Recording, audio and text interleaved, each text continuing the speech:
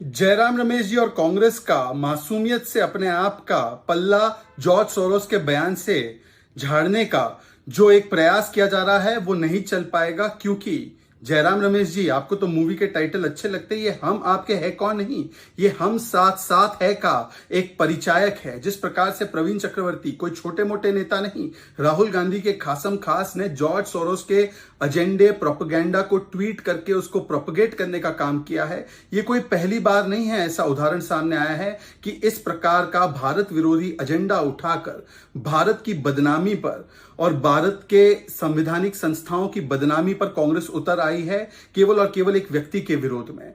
ये वही George Soros है जिसे इकोनॉमिक ऑफेंडर से लेकर कहीं चीजें कही गई है उसके कृत्यों की वजह से, जो बिलियंस ऑफ डॉलर्स खर्च करता है हमारे देश में डिस्टेबलाइज और डिमोनाइज करने के लिए डेमोक्रेसी को, यहां की आंतरिक प्रक्रियाओं के साथ छेड़खानी करने के लिए और जनता के मैंडेट को अंडरमाइन करने के लिए, राष्ट्रवादियों को टारगेट करने के लिए, और इसको चोला उड़ाते हैं, पहनाते हैं जन कल्याण का। परंतु जो असली एजेंडा है वो सामने निकल कर आ चुका है और खुद उसकी मुंह जबानी सामने निकल कर आ चुका है। पर फिर भी कांग्रेस पार्टी ऐसे मानसिकता और लोगों का समर्थन करती है, उनका खंडन नहीं करती है, उनके साथ उनके एजेंडे को बढ़ाती है। तो कांग्रेस पार्टी उसकी स्पेशल पर्पस व्हीकल और वेक्टर की तरह काम कर रही है और एक व्यक्ति के विरोध में किस प्रकार से देश का विरोध करती है कांग्रेस, उसका प्रमाण सामने आया।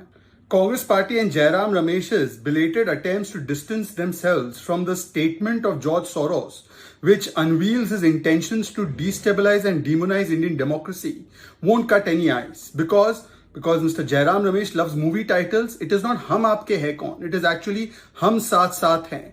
And it is evident that this Hum Saath Saath Hai is to the extent that Praveen Chakravarti, a close aide of Rahul Gandhi, a top-notch leader of the Congress's ecosystem and parivar, has tweeted and pushed and peddled the propaganda of George Soros. And therefore, the Congress party is not an innocent bystander, but a vector of this propaganda and this insidious agenda of this self-styled economic war criminal called George Soros, whose activities are well known and whose intentions, imperialistic and otherwise, are well known. And today he has declared how his intention is to destabilize Indian democracy, interfere with our integrity, our sovereignty, our electoral practices, and in a sense undermine the mandate of the people of India, and to target those who are nationalists in this country.